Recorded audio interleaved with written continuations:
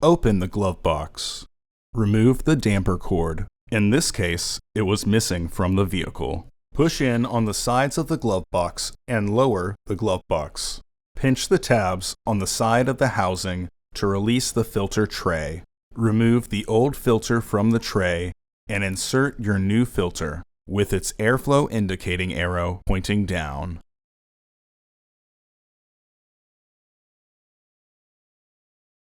Reinstall the filter tray.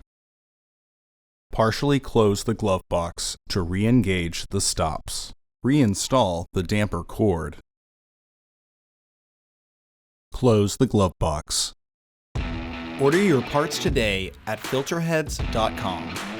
Also, please like our video and subscribe to our channel so you won't miss any new content.